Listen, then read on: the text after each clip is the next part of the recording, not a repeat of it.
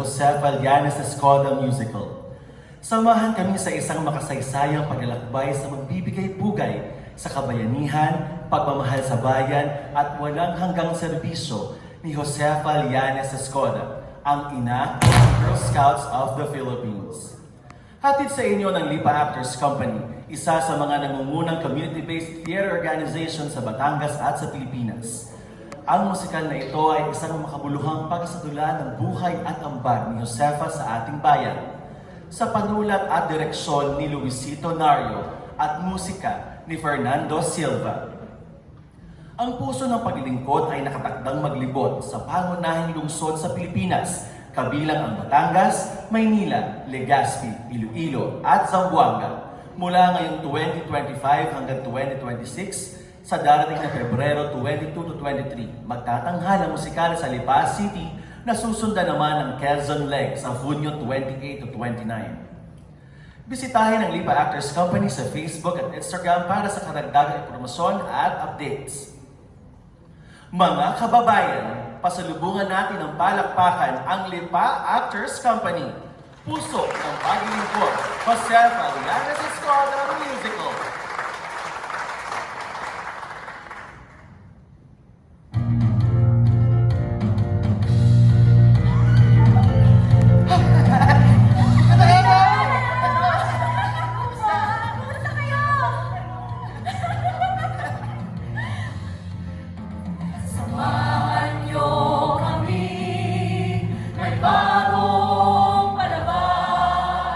Istoryang may saysay.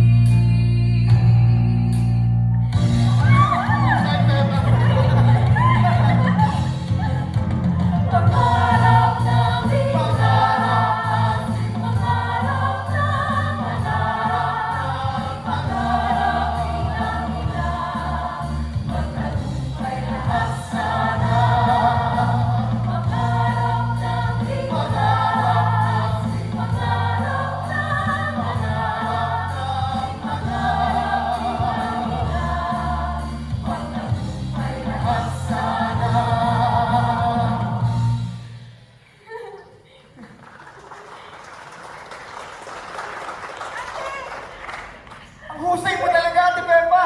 Biruin mo, mula sa liblib na bahay ng Tingras, ngayon nakapagtapos ka na ng pag-aaral sa University of the Philippines. Sino ba naman agad ang makakapagtapos ng universidad sa panahon ngayon?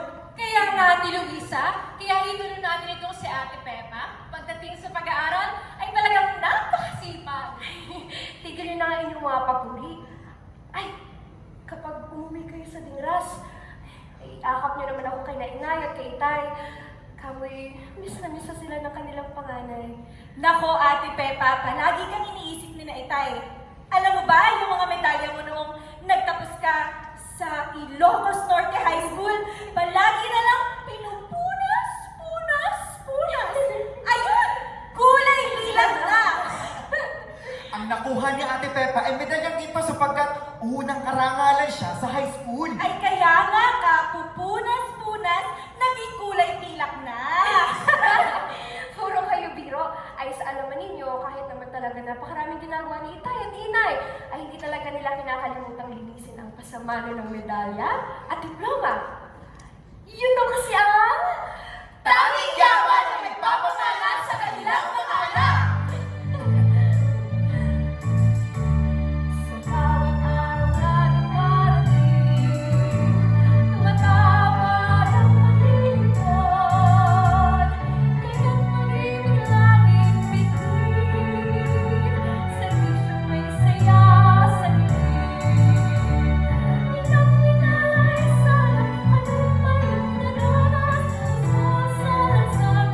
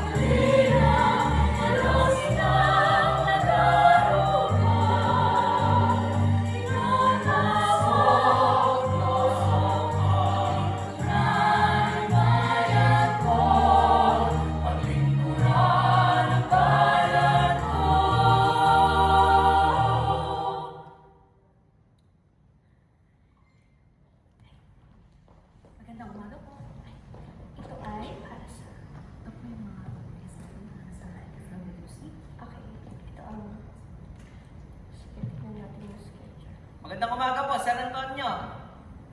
Good morning po. Dito, very early in the morning. Ma'am. Ma'am, good morning po. Good morning. Please come in. Sige po, may mahalagang pakialam po kay Sir Antonio. Go ahead then. Sir, I'm very sorry to interrupt, but we need your signature on this editorial. This is for today's issue. This can't wait. Yan po ang design ng training natin sa IFAQ. Dito. Promise Josefa and the kids, I stay home today. Can this be postponed until Monday? Sir, front page po ito, and you know how it is, sir. News never takes a weekend. Sige. Alam ko, give me the pen. Aside. Ala ko, libre na ako today. My family needs me to. I understand, sir. Siya na po ulit. Reporters really have irregular hours, so sometimes you get caught in the rush. Sige. Babalik ako sa office after lunch. Ikaw na muna ang bahala. Sige po, sir. I'll do my best po. Ma'am, muna lang po ako, sir. Salamat po.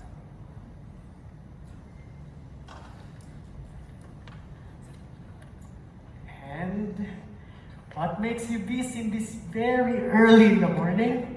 No, very early in the morning. Josefa, nag-usap na tayo. Pupunta tayo sa Wakwak and with the kids and we will bring them sa Dixie Restaurant sa Plaza Santa Cruz. Yes, my dear. Tinatapos ko lang itong editorial para sa The Health Messenger. Like husband, like wife. I remember your article about tuberculosis. It was high impact.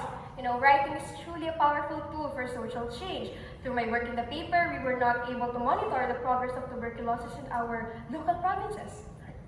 Kung hindi dahil sa mga isinulat mo, hindi marirealize ng Batangas Provincial Committee na kailangan nilang maglagay ng mga wards sa iba't ibang provincial hospitals. At marami rin naman kami nagtulungan para labanan ng TB sa bansa.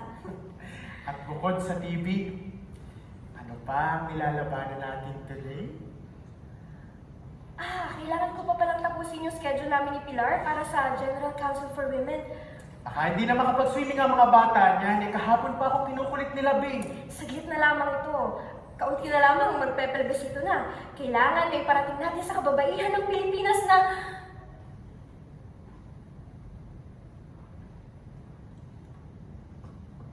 Something on your mind, Antonio? You seem lost in thought. Do you think Filipino women will win this fight? Of course we will. It's just a matter of time.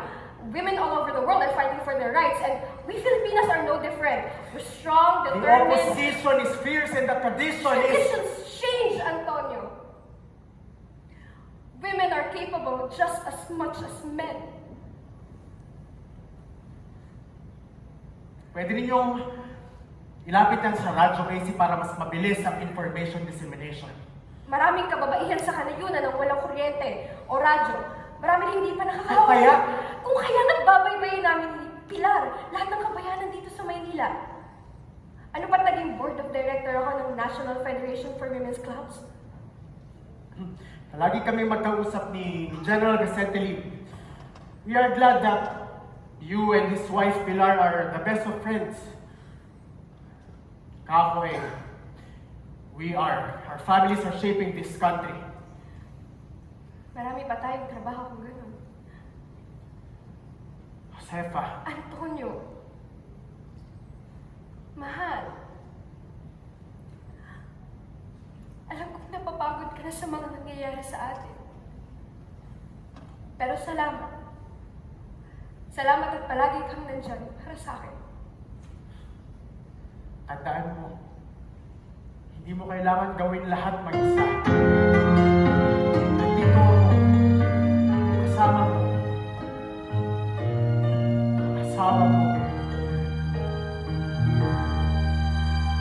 Ang mundo ay pinatay, bigat na likod, at ang liwanag ay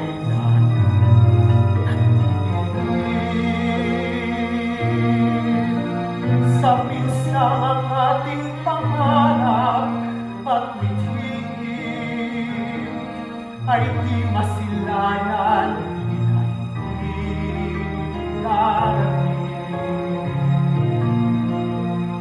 Hindi mo kailangan mag-isa dahil kasama mo tayong dalawa.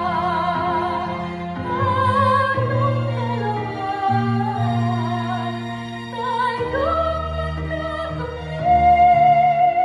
Palagi sa laman ng lubos. Gaano man katayo, gaano man kamana.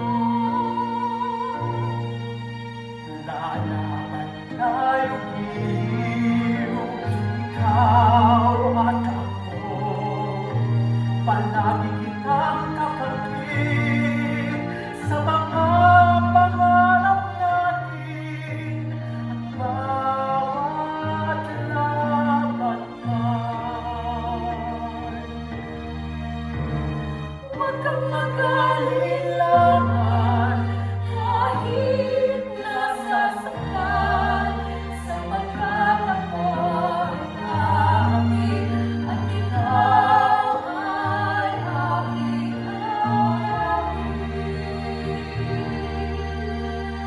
Ang panahon'y magbabago, kinabukasan ay hindi nakauwi. Tandaan mo, mahal, nandito ako palagi para Di mo kailangang mag-isa dahil kasama mo tayong dalawa. Tayong dalawa. Tayong magkatabi. Gaano man katayo, gaano man kamama. Lalaban tayo, bawat palagi kitang kagabi sa mga pangarap natin at bawat laban man. Huwag kang mag-alinlangan kahit nasasaktan sapagkat ako'y darating at ikaw ay aking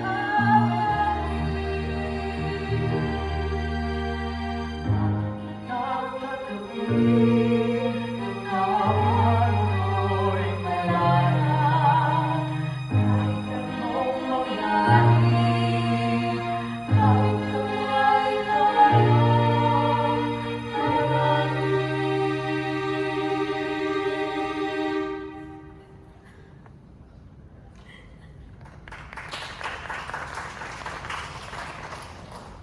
Josefa,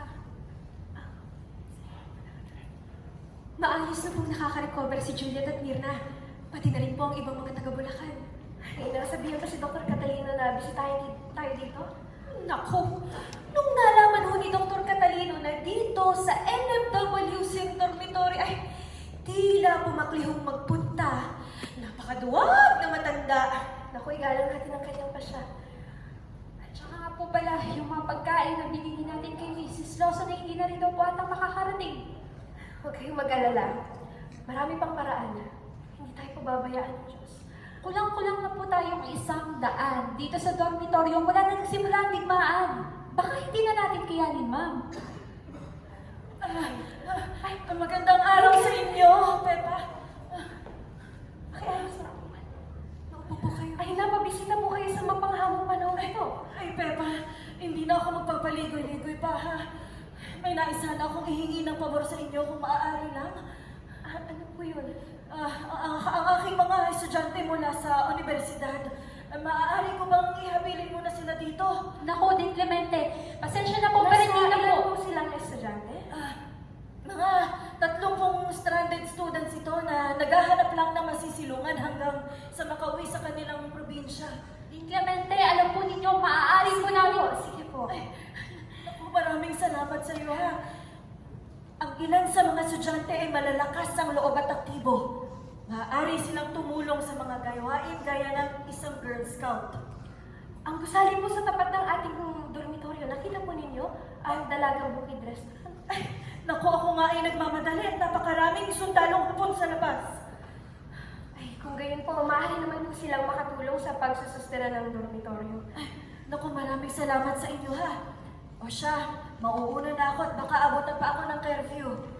Ihatid niyo na. Mag-iingat po kayo, pero Salamat po. hatid ko na rin po kayo sa labas. Ay, maraming salamat Salamat sa po inyo. kayo. Oo.